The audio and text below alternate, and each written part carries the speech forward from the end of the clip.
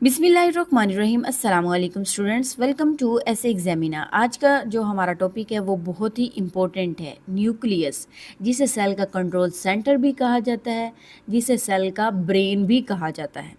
Video start करने से पहले अगर आप मेरे चैनल पर नए हैं तो चैनल को सब्सक्राइब कर दें, और अगर आपने चैनल को ऑलरेडी सब्सक्राइब किया हुआ है तो आप वीडियो को लाइक और शेयर ज़रूर कर दें। Let's start. Nucleus. The nucleus serves as the cell's control center. जैसे कि मैंने आपको पहले बताया कि न्यूक्लियस को सेल का कंट्रोल सेंटर कहा जाता है। क्यों?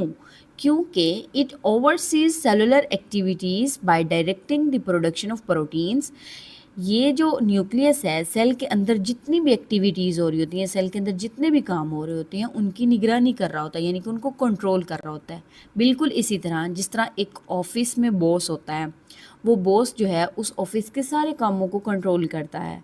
न्यूक्लियस भी सेल का बॉस है, सेल का ब्रेन है, सेल का लीडर है। तो ये सारी जो काम सेल के अंदर होने होते हैं उसको कंट्रोल कर रहा होता है।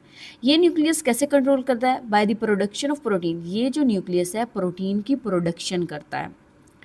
बेसिकली जो न्यूक्लियस है इसके अंदर डीएनए मौजूद होता है। वो डीएनए जो है इस सेल का हदायतनामा होता है। समझ लें एक किताब होती है, उस किताब में लिखी हदायत के मुताबिक जो है प्रोटीन्स बनाई जाती हैं। वो प्रोटीन्स सेल के अंदर स्पेसिफिक यानी ख़ास और मुख्तलिफ काम सर अंजाम देती हैं।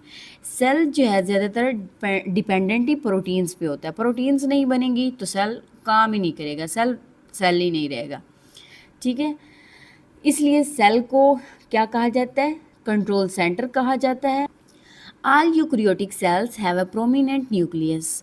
जितने भी यूक्रियोटिक सेल्स हैं उनमें न्यूक्लियस मौजूद होता है। इन एनिमल सेल्स, अब न्यूक्लियस की लोकेशन की बात की जा रही है कि एनिमल सेल्स में it is present in the centre. ये सेल के सेंटर में मौजूद होता है। In mature plant cells it is pushed to side due to a large central vacuole. But plant cells में क्या होता है कि जो न्यूक्लियस होता है उसको एक साइड पे पुश कर दिया जाता है। इसकी वजह क्या है? क्योंकि प्लांट सेल के जो वैक्यूल्स होते हैं उनका साइज़ बहुत बड़ा होता है और वो न्यूक्लियस को एक साइड पे पुश कर देते हैं। मैं आपको डायग्राम की मदद से समझाती हूँ। देखिए, ये है न्यूक्लियस की लोकेशन। ये है एनिमल सेल। एनिमल सेल जो होता है सर्कुलर इन शेप होता है, उसकी शेप जो होती है वो सर्कुलर होती है। सेंटर में न्यूक्लियस मौजूद है और इसके जो वैक्यूल्स होते हैं ये तो छोटे छोटे होते हैं। जबकि जो प्लांट सेल है इसकी शेप रेक्टेंगुलर होती है और इसका न्यूक्लियस जो है एक साइड पे मौजूद है, क्योंकि इसका जो वैक्यूल है उसका साइज़ बहुत बड़ा है। इस वजह से ये वैक्यूल जो है न्यूक्लियस को एक साइड पे धकेल देता है। ये थी इन एनिमल और प्लांट सेल में न्यूक्लियस की location. The nucleus is bounded by a double membrane known as nuclear envelope. Nucleus जो होता है वो क्या करता है? डबल मेम्ब्रेन कंटेन करता है। उस डबल मेम्ब्रेन को क्या कहा जाता है? Nuclear envelope. इस न्यूक्लियर एनवेलप में जो न्यूक्लियस है वो बाउंडेड होता है। It is semi permeable. ये जो न्यूक्लियर एनवेलप होता है बिल्कुल प्लाज्मा मेम्ब्रेन की तरह सेमी परमिएबल होता है, यानी कि कुछ चीज़ें जो है अलाउ करता है कि वो अंदर और बाहर जा सकती हैं। सारी की सारी चीज़ें अंदर बाहर नहीं जाती अपनी मर्ज़ी से। And has many small pores called nuclear pores. और इस न्यूक्लियर एनवेलप में क्या होते हैं? न्यूक्लियर पोर्स होते हैं, छोटे छोटे सुराख होते हैं, उनको क्या कहा जाता है? Nuclear pores. इन न्यूक्लियर पोर्स की मदद से चीज़ों का ट्रांसफ़र होता है, बाहर से अंदर और अंदर से बाहर। The inner jelly like material of the nucleus is called nucleoplasm. देखिए, ये है न्यूक्लियस।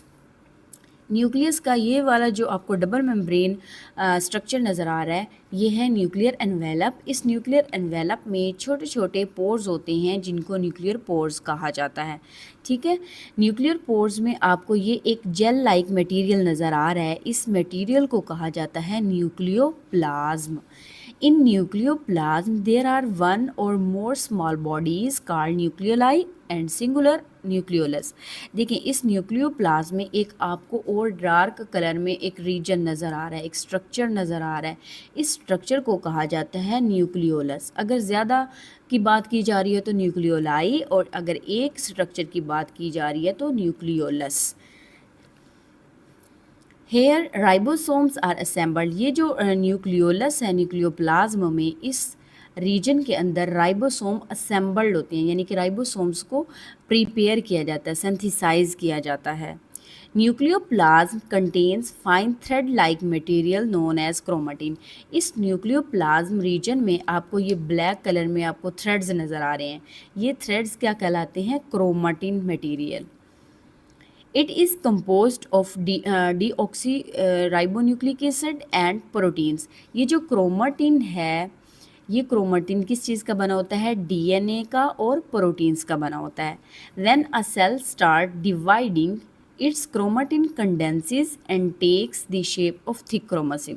देखो, जब एक सेल डिवाइड होता है और दो सेल्स बनते हैं, उस टाइम ये जो क्रोमेटिन मटेरियल होता है धागे की शक्ल में, ये कौन सी शेप इख्तियार कर लेता है? क्रोमोसोम की शेप इख्तियार कर लेता है, थिक हो जाता है। इस तरह की शेप जो होती है हो जाती है इस मटेरियल की, और ये हमें इस तरह से दिखाई देता है, और इस शेप को क्या कहा जाता है? क्रोमोसोम। और ये जब सेल डिवाइड हो रहा होता है तो ये क्रोमोसोम्स नज़र भी आते हैं। DNA contains genes which control all the activities of the cell। Basically जो जीन्स हैं ये DNA के यूनिट्स होते हैं छोटे छोटे, जो कि स्पेसिफिक प्रोटीन्स बनाते हैं, यानी कि इनके अंदर जो है स्पेसिफिक प्रोटीन बनाने की इंफॉर्मेशन होती है। इस इंफॉर्मेशन को कॉपी करके साइटोप्लाज्म में भेजा जाता है और उस इंफॉर्मेशन के मुताबिक प्रोटीन बनाई जाती है। DNA is also responsible for the transmission of characteristics to the next generation। देखिए बच्चों, अगर हम क्रोमोसोम्स की बात करें तो ह्यूमन के अंदर 46 क्रोमोसोम्स मौजूद होते हैं, यानी 1 2 3 इस तरह, ये एक क्रोमोसोम, ये दूसरा क्रोमोसोम। और अगर पेयर्स की बात करें तो 46 के 23 पेयर्स बनते हैं, तो 23 pairs of chromosome human species के अंदर पाए जाते हैं। अब ये ह्यूमन के अंदर आते कहाँ से हैं? देखिए, 23 क्रोमोसोम फादर से आते हैं और 23 मदर से आते हैं। अब आप ये सोच रहे होंगे कि अगर मदर के पास 46 क्रोमोसोम्स हैं तो इसमें से 23 क्रोमोसोम वो बेबी को दे देती है, तो उसके पास 23 बचते हैं, और फादर के केस में भी बिल्कुल ऐसे ही है। बच्चों, ऐसा नहीं होता, बल्कि ये जो 23 क्रोमोसोम्स मैं कह रही हूँ कि इधर आ रहे हैं, इसका मतलब ये है कि इनकी कॉपीज़ जो हैं वो बेबी में मुंतकिल हो रही हैं, इधर से भी और इधर से भी। अब बेबी में 46 क्रोमोसोम्स आ गए। अब ये जो क्रोमोसोम मदर और फादर से आए हैं, इनकी खसूसियात भी तो बच्चों में मुंतकिल हो रही हैं ना। ये जो क्रोमोसोम है, हमने पढ़ा था कि किस चीज़ के बने होते हैं? डीएनए और प्रोटीन्स के बने होते हैं। तो इसलिए डीएनए को रिस्पॉन्सिबल कहा गया है कि ये जो डीएनए है ये वालदैन से बच्चों में खसूसियात को मुंतकिल करता है। That is why it is called the heredity material. तो इसलिए इसको वरासती मवाद कहा जाता है, यानी कि ये एक वरासत से दूसरी वरासत में जो डीएनए है वो खसूसियात को मुंतकिल करता है, इसलिए इसको वरासती मवाद कहा जाता है। यहाँ पे मैं आपको ना सरसरी सा दोबारा बता देती हूँ। ये न्यूक्लियस का न्यूक्लियर एनवेलप है जो कि डबल मेम्ब्रेन होता है। इसमें छोटे छोटे पोर्स होते हैं जिनको न्यूक्लियर पोर्स कहा जाता है, जिससे material in and out transfer किया जाता है। ये जो रीजन है ये जेल लाइक होता है, इसको क्या कहा जाता है? न्यूक्लियोप्लाज्म कहा जाता है। न्यूक्लियोप्लाज्म में थ्रेड लाइक स्ट्रक्चर होता है, उसको क्रोमेटिन कहा जाता है।